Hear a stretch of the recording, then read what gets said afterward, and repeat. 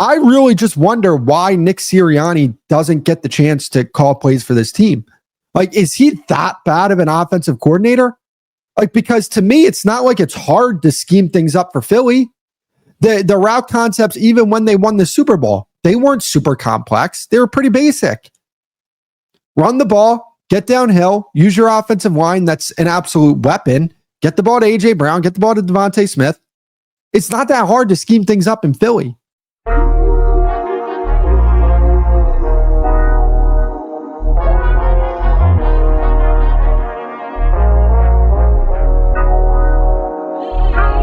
Overreaction number 2.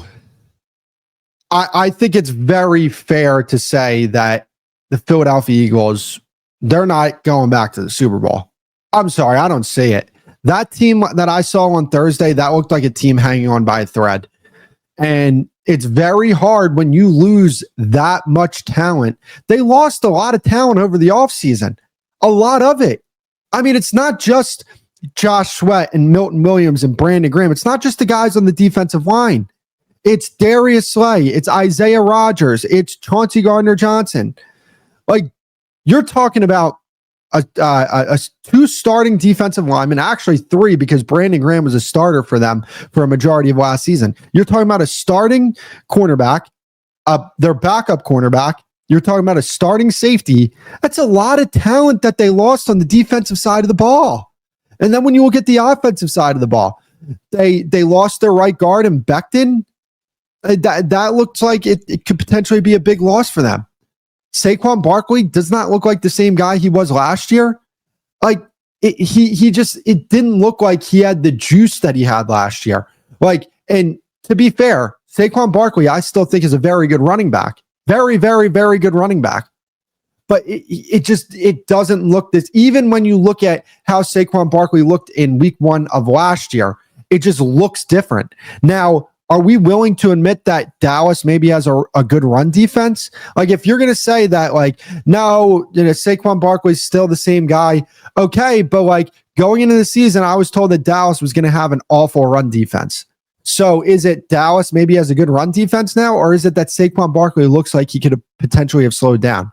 And the reason why Saquon Barkley is not going to repeat what he did last year is because you lose the right guard Becton, right? You lose the offensive coordinator Kellen Moore, who I'm not a big fan of, but I don't know how good this Kevin Patullo guy is. And that's where I'm going to go with this as well.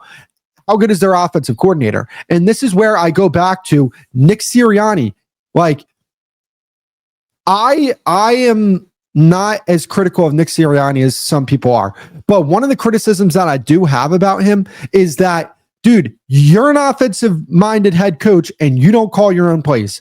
So when people talk about, well, look at the offensive coordinators that Jalen has had. Well, Jalen Hurts has an offensive-minded head coach. And this is why, like, I respect the hell out of Jalen Hurts. Like, people think that I don't hate Jalen Hurts. It's when we put him in the conversations with the very top of the top guys is when I say, nah, I'm not hearing that. But this is why Jalen Hurts has the amount of offensive coordinators that he has, because he doesn't have a head coach that calls plays for him. And he's an offensive-minded head coach. It's like, to me, like when you're shuffling offensive coordinators in and out and in and out, at some point as a front office, you got to be like, wait, didn't we hire you to be an offensive-minded head coach? Like, didn't we hire you so that you could call plays and so that there's continuity and consistency with Jalen and his offensive coordinators?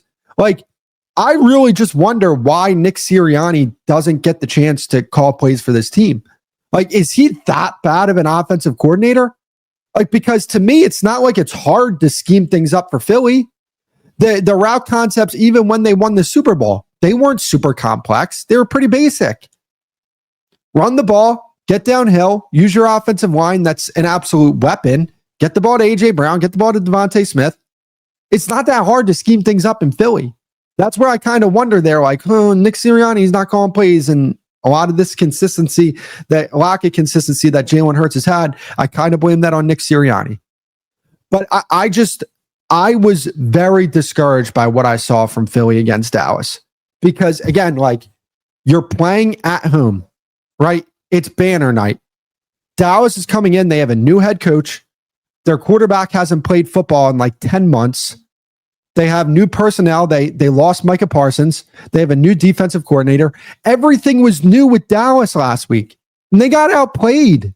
Like, don't let the score fool you, right? Like, we did this with the Eagles in 2023, where we would let the score fool us.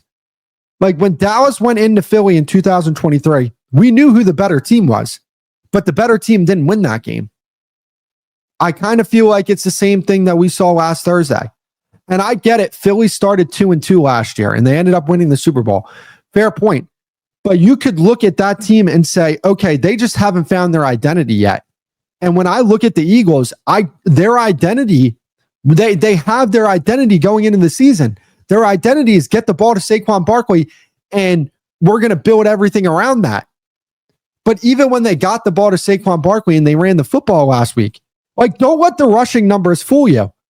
Philly did not do a great job running the football. When they wanted to run the football, they didn't do a great job running the football last week.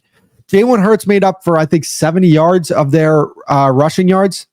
But that's because he was scrambling. It was a design pass play, and he was scrambling to get out of the pocket. Like, those count as rush yards. And I think that made up a lot of what Jalen Hurts, or not just Jalen Hurts, but the Eagles did on the ground last week. And you wonder with this team, because Jalen Hurts did bail them out in the first half with his ability to use his legs. You just wonder with that, can that continue to be the case going forward? You know, like the Eagles, they're a playoff team, like no doubt about it. So like when you talk about 18, 19, 20 games that they need to put, potentially 21 games that they need to play to go back to back and win a Super Bowl. The team that we saw last Thursday, do you believe that for the next 20 times that they take the field to win the Super Bowl, right? Because that's how many times? 19, 20 more times. Do you think that the way they played on Thursday, granted it is week 1, do you think that they can look like that and win a Super Bowl? I don't think they can. I don't think they can. I worry about that team. I think that people are overrating the amount of talent that they have. They're kind of going based off what they saw last year from this team. But this year's team and last year's team wasn't the same team. That's why when I look at Dallas, I'm like, I think Dallas is a better team than Philly right now. Like, I think they're going to be a better team than Philly this year. And yes, is it an overreaction from week 1? Maybe. But that's why we're doing overreactions here.